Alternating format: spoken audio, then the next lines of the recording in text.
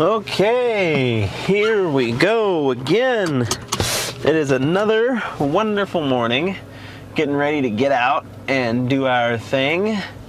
I want to talk about traveling this morning, something I don't do a whole lot of. And I know that I am a pretty huge proprietor in not letting the world dictate what you should and should not do. If you don't want to get out and travel a whole bunch, so long as you're enjoying your life where you are, then why go out and travel a whole bunch? And that's kind of where I am. I very much so enjoy life where I am, and I'm happy with where I am. And so I don't necessarily want and or need to go out and travel a whole bunch. I do have a general interest in traveling, but I am not a fan of driving, and I'm not a huge fan of going out and flying either. If I were to travel somewhere, I prefer to drive there, but I don't like driving, and so that just never happens. But there's something to be said. It's I was going to be I haven't been out of state in ages, but that's not necessarily true either. I went out of state just last year, but if that weren't a family vacation where everyone was going out of state, would I have even gone? And the answer to that question is probably no. And so that's the difficulty that I face with my personal decisions and deciding whether or not those are in fact the decisions and the actions that I want to make or take. And the reality of it is, if left to my own devices, I would not go very far from home. And I think the moral of the story is, if that's the case, am I any less happy because of it?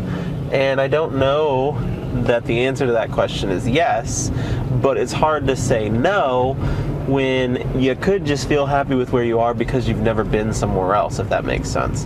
Now, I have the fortunate situation of having been born out in San Diego, California, and so to a degree I've experienced life in two very drastically different ways. I've experienced it in a much larger city than where I live now, and I've experienced it in an incredibly small town where I live now.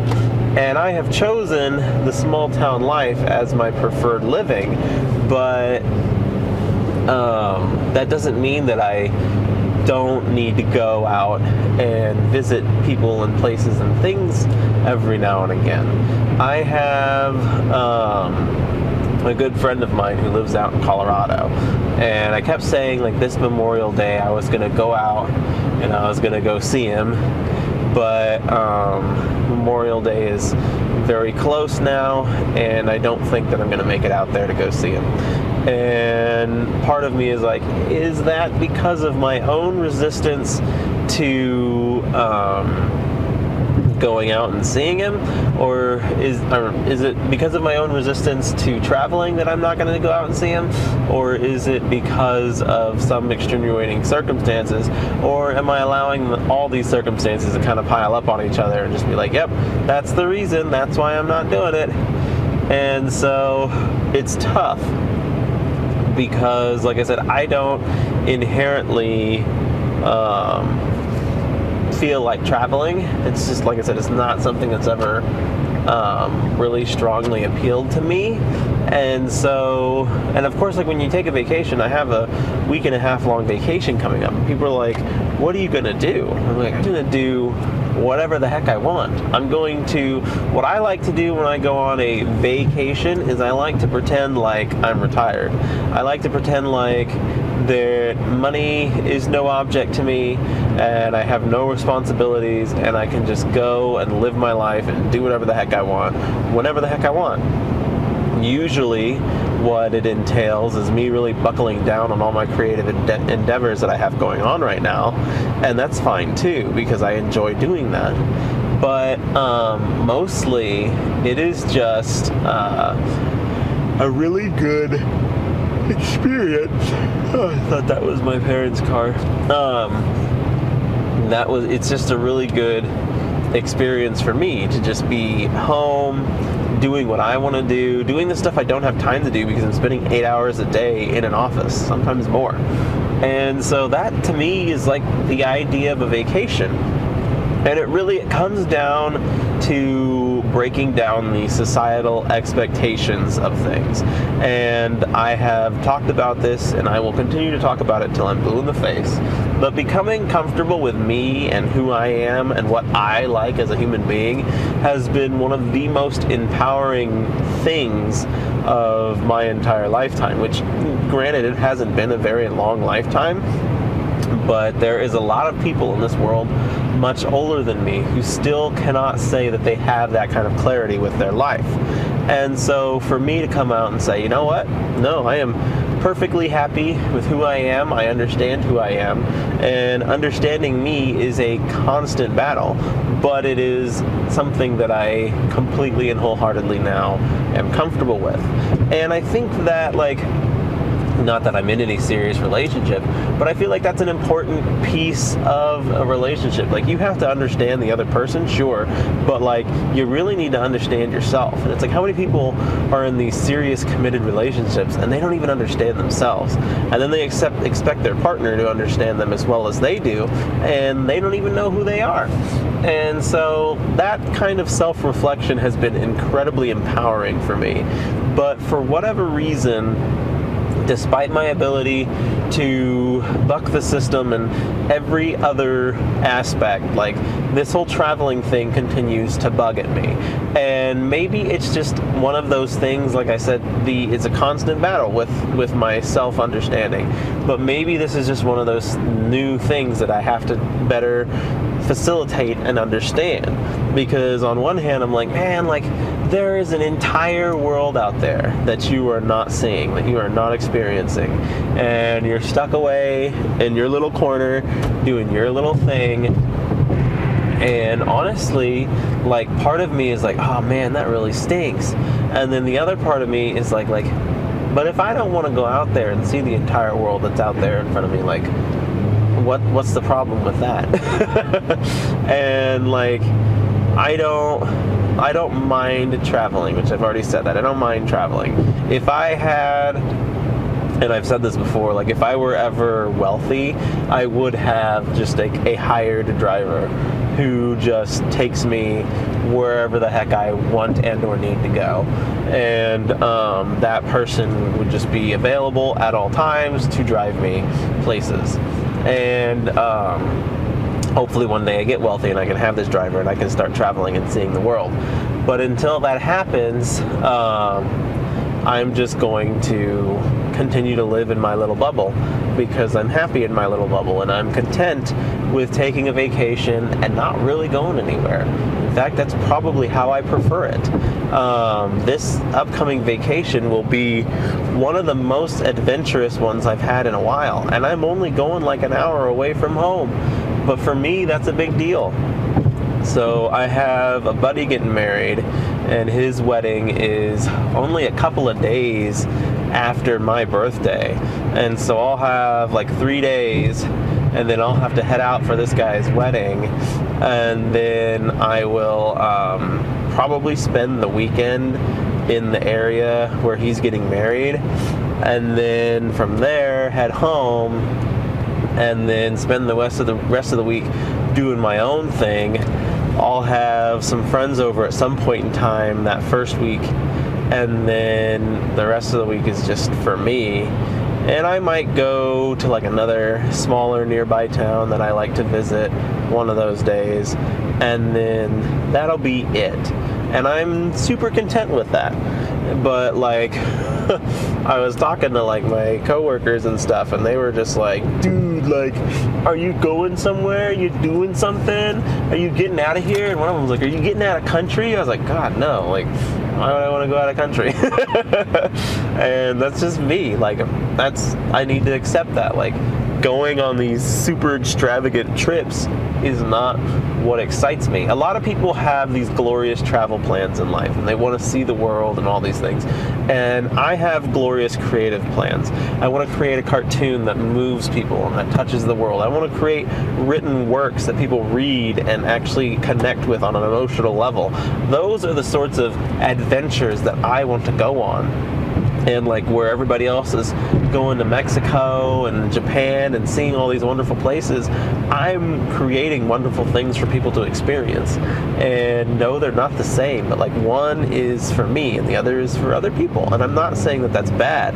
We all want and expect different things out of this life. And I know what I want and I know what I expect out of this life, and I'm going to pursue it.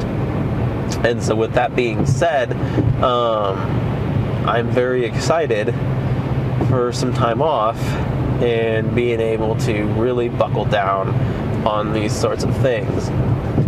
I have an upcoming shoot for this new music video, and I have not heard back from the venue. I was actually going to rent a venue and film this thing, and I have not heard back from them yet. And I was like, well, that's wretched. And so I might just go out to my secret spot and find a nice little shooting location and just shoot something kind of basic. I really want to break it down to like the nitty-gritty of things, because like the last video I did was very much so like a large production, and so I don't want to go out of my way to make this next one a production. Like I don't want to create a cycle where each video is essentially one-upping the one before it. And so in order to avoid that, like this next video is, I'm just going to strip it down, and it's going to be simple but beautiful, and it's going to be simple but beautiful, and like it's going to be focused on like the music.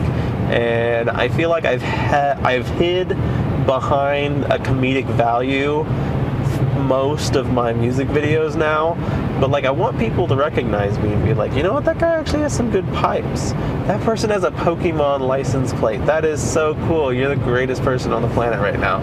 Anyway, so I want people to recognize me for my actual singing voice, and not just because, oh, he makes funny songs. And so I was like, I'm going to strip this video down. It's going to be a serious video. Strip it down and get it where it needs to go, and hopefully find some cool shots and just go to town with the ideas that I have in my head. And we'll see, maybe at some point in time I will have a better following there too. But if I don't hear back from this venue that I hoped to rent out, that's not that big a deal. I will survive. I will find another route. But if I do hear back from them, awesome, because then I can do something I've never done before, which is shoot a video in an actual like venue. And that's like one of the biggest things. Like here lately, I've been stuck to like the house. I've just been filming videos at the house, and I didn't really realize how much of a difference having a variance in shooting locations made until my video last year. Like I went out of my way filming a like pretty high production video last year, but it all happened around my house. It was a lot of still cam shots, and I was like, okay, I need to get some variety here. And so this year I was like, I'm gonna not film at my house. And it's like, okay, how many options do I have if I'm not going to film at my house? And I was driving home and I saw this thing, and I was like, you know what, let's try that place. And they haven't replied to me. Well, they replied to me initially asking when I needed the venue, and I told them, I was like, I'm pretty wide open, like any day between here and here after X o'clock, I'm good. And they were like, okay, we're not gonna reply to you. And like I assume they want to charge me for it, which like they might get back to me and be like, yeah, we want $2,000, and I'll be like, No. So, I don't know. We'll see. But I've got some exciting stuff, and I'm determined that that will be a cool video. I just need to make it work, and I'm sure that I can make it work. I have this little portable power unit that has been like one of the most valuable things that I have, and because I think these lights that I have, I think they need to be plugged in. And so if that's the case, then I'm going to need some sort of power source out in the middle of where I'm going to be to try and light up the night. So we'll see what happens. And that's the fun of creation, is just getting out there and creating stuff. My advertisements for my book have finally started gaining some traction. I've made 2 sales now from my advertisements, which 2 sales is penny drops in the bucket. I understand that, but it's a lot more than I have on any other advertising campaign so far. And so like I launched the book and I get my initial 100 or so sales from the people who follow me, and then that's about it. And usually they die after that point. And so I found this advertising strategy that finally it was one that made sense to me. And I was like, okay, I can do this. And so I've been just plugging away with advertising, and it seems to be working. I've got this campaign now that's made 2 sales, and so I'll probably up the budget on that campaign and lower the budget on the others. Like, I think it's still important to have multiple campaigns running, but to just have the one that seems to be working, I need to feed that one better. And I'll probably just extend it, honestly. But if I give it a better budget, then maybe there's a chance that it will advertise even better than the other ones. And then I need to figure out how to lower the budget. So I have a keyword search, a similar product search, and a different, like an automated Amazon one. And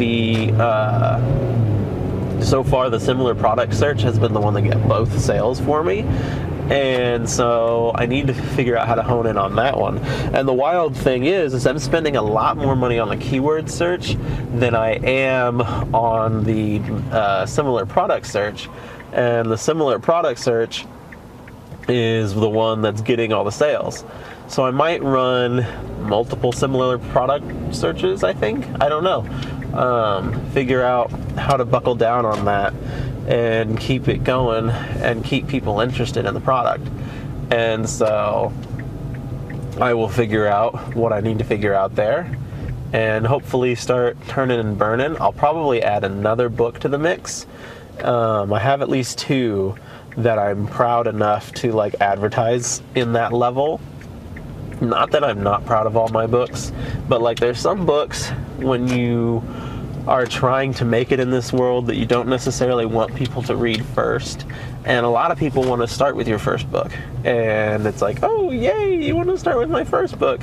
And then I'm like, oh, great, they're going to like read my first book and be like, oh, geez, this is what he writes. This is terrible. And not that I think my first book is a terrible book, but like by comparison of the books I write now, it is far less quality. And a lot of authors eventually take their first book out of print entirely because they're just like, I don't want people to read that. For me, it's a cool journey. Like if you're a true fan who respects the work, you can see like where I started versus where I am now. So I don't foresee myself ever taking it down. If I were ever like stupid, wealthy, rich, and I didn't need to make money for anything, like I've already made my lifetime supply of money, then I'll probably make it like free to the world or something. But for the time being, I'll leave it up and people will read it, and hopefully it won't turn them away so viscerally that they run the opposite direction. At any rate, I hope you have a wonderful day today. I'm going to have a wonderful day today, and together we're going to make it something